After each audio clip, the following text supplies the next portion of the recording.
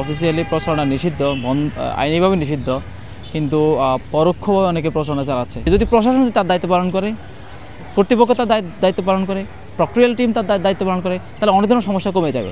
এরপর হচ্ছে রাজনৈতিক দলরা যদি সিদ্ধান্ত দেয় আমি আমার ক্যাম্পাসকে অস্থিতিশীল করবো না, তাহলে এখানে যত ধরনের যত সমস্যা হয়, আমাদের মৌলিক যে টার্গেট থাকবে ক্যাম্পাস ফার্স্ট, শিক্ষার্থী ফার্স্ট। যখন এটা হয় তখন দেখবেন রাজনৈতিক অস্থিতিশীলতা তৈরি হবে না। গুরুত্বপূর্ণ বিষয় হচ্ছে ক্যাম্পাসে এমন বহু সমস্যা, প্রায় 70 থেকে 80% এমন বহু সমস্যা আছে, এগুলো ক্যাম্পাস প্রশাসন বা কর্তৃপক্ষ যারা আছে এগুলোকে জিগিয়ে রাখে। গুরুত্বপূর্ণ বিষয় সেটা হচ্ছে এখন অফিসিয়ালি প্রচারণা নিষিদ্ধ, আইনিভাবে নিষিদ্ধ, কিন্তু পরোক্ষভাবে অনেকে প্রচারণা চালাচ্ছে। এটা নিয়ে আমরা প্রতিবাদ জানিয়েছি, কথা বলেছি, কিন্তু প্রশাসন এটা নিয়ে খুব বেশি কোনো ধরনের কোনো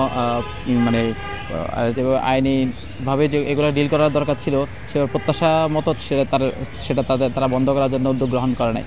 কারণ হচ্ছে এখন প্রচারণা নিষিদ্ধ, কিন্তু আমরা দেখি যে ছাত্রদল, ছাত্র শিবির সহ অনেককেই বিভিন্ন হলে হলে শোডাউন দিচ্ছে। এটা হয়তো ভোট চাচ্ছে না, কিন্তু কাইন্ড অফ ভোটের মতোই। তো সুতরাং এটাও নীতিবিরোধী হচ্ছে কি না এটা আমাদের একটা কনসার্ন, এবং এটা নিয়ে আমরা বলেছিলাম। এই পরিস্থিতি বাকি হচ্ছে এখনও পর্যন্ত সবাই মোটামুটি আমেজ মুখরব হয়ে অপেক্ষা করছে আগামী 9 তারিখের জন্য, সবাই তার পছন্দের প্রার্থী এবং তাদের কাঙ্ক্ষিত প্রার্থীকে বিজয়ী করার জন্য। দেখেন, প্রতিটা নির্বাচনে আসলে অনেক ধরনের চমৎকার চটকদার অনেক ধরনের ইশতেহার দেওয়া যায়, কিন্তু আসলে আমার কতটুকু সমাধান করার মতো ক্যাপাবিলিটি আছে বা এক বছর কতটুকু সমস্যা সমাধান করা যায়, এই বিষয়গুলো আমরা মাথায় রাখা উচিত। আর গুরুত্বপূর্ণ বিষয় হচ্ছে ক্যাম্পাসে এমন বহু সমস্যা, প্রায় 70 থেকে 80% এমন বহু সমস্যা আছে, এগুলো ক্যাম্পাস প্রশাসন বা কর্তৃপক্ষ যারা আছে এগুলোকে জিগিয়ে রাখে। যেমন হল সমস্যা, হল বলছে সিটের বা আবাসন সমস্যা, হল ক্যান্টিনগুলোতে যেই মিসম্যানেজমেন্ট এবং অপরিচ্ছন্নতা, খাবারের মান নিয়ে একেবারে হেয়ালিপনা, এগুলো। এরপর হচ্ছে রেজিস্টার ভবন কেন্দ্রিক যে দৌরাত্ম্যগুলো, আমাদের ক্যাম্পাসের যে একাডেমিক যে সিস্টেমগুলো, শিক্ষার মান একেবারে নিম্নমুখী, টিচারদের শিক্ষাকে আরও কীভাবে আগ্রহী এবং উপযোগ্য করে তোলা যায়, এই বিষয়গুলো এগুলো প্রশাসন এটার দায়বদ্ধ। ক্যাম্পাসের নিরাপত্তা প্রশাসনের দায়বদ্ধতা। সুতরাং যখন ক্যাম্পাসের প্রশাসন যখন তার দায়িত্ব পালন করবে না, তখন হলে হলে শিক্ষার্থীরা তার সিটের জন্য অন্যের দ্বারস্থ হতে বাধ্য হয়। হলে হলে যখন খাবারের সমস্যা তৈরি হয়, তখন সে পচা গান্দা কিংবা নিম্নমানের খাবার খেয়ে সে অসুস্থ হয়ে যায়।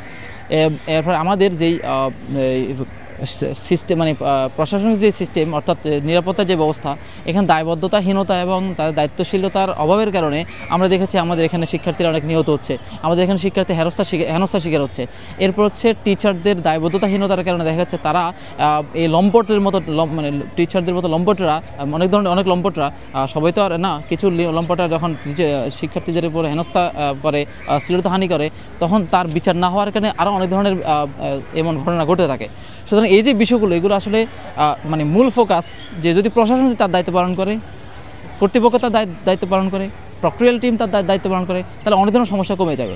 এরপর হচ্ছে রাজনৈতিক দলরা যদি সিদ্ধান্ত দেয় আমি আমার ক্যাম্পাসকে অস্থিতিশীল করবো না, তাহলে এখানে যত ধরনের যত সমস্যা হয়, আমাদের মৌলিক যে টার্গেট থাকবে ক্যাম্পাস ফার্স্ট, শিক্ষার্থী ফার্স্ট। যখন এটা হয় তখন দেখবেন রাজনৈতিক অস্থিতিশীলতা তৈরি হবে না, এখানে কোনো ধরনের হানাহানি, মারামারি, কাটাকাটি তৈরি হবে না, কিংবা প্রত্যেকের মাঝে যে একটা মারামারি কাটাকাটির যে একটা অবস্থা বা অস্থবিরতা, এই জিনিস তৈরি হবে না।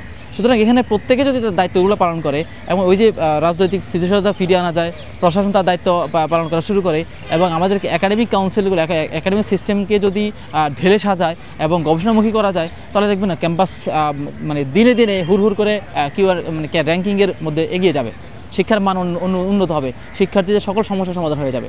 সুতরাং আমাদের টার্গেট থাকবে যে প্রশাসনকে কীভাবে দায়বদ্ধ করা যায়, প্রশাসনকে কীভাবে অ্যাক্টিভ করা যায়, এবং তাদের যেই যে দৌরাত্ম্য এবং ড্যামকেয়ার ভাব থাকা, এই ড্যামকেয়ার ভাব থেকে তাদের এই দাদাগিরি ছুটানোর জন্য আমাদের এখানে শক্ত একটা স্টেক হোল্ডার লাগবে, যারা শিক্ষার্থী হয়ে তাদের সে দাদাগিরি বন্ধ করবে। এই জন্য আমাদের ডাকসুর প্রয়োজন, এবং আমরা ডাকসুতে যদি নির্বাচিত হই, আমাদের প্রথম টার্গেট থাকবে তাদের এই সমস্ত মূল সংকটগুলোকে সমাধান করার জন্য উদ্যোগ গ্রহণ করা।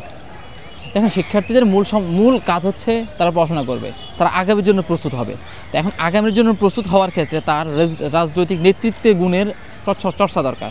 সুতরাং সেখানে একেবারে আমাদের পিছনের যে রাজনৈতিক ইতিহাসগুলো রয়েছে তারা সেখানে পড়াশোনাকে পাশ কাটিয়ে তারা 4 বছর 5 বছর বা 6 বছর অনার্স, তারা 8 বছর 10 বছর 12 বছরে শেষ করছে, 2 বছর মাস্টার্স, তারা 4 বছর 5 বছর শেষ করছে। এই যে তাদের ওই মূল ফোকাস থাকে তারা রাজনৈতিক মানে যে পাইপলাইন, এই পাইপলাইনে ঢুকে তারা ব্যক্তি স্বার্থ উদ্ধার করবে। এবং আমাদের যে রাজনৈতিক যে সিস্টেমগুলো এগুলোতে দেখা যাচ্ছে যে এখানে রাজনৈতিক নেতৃত্বের যেই পাইপলাইনটা এটা ক্লিয়ার না। ফলে মানে অর্থাৎ কোনো একটা দল তার প্রতি বছর কাউন্সিল হওয়ার কথা, সে 4 বছর 5 বছর কাউন্সিল করছে না।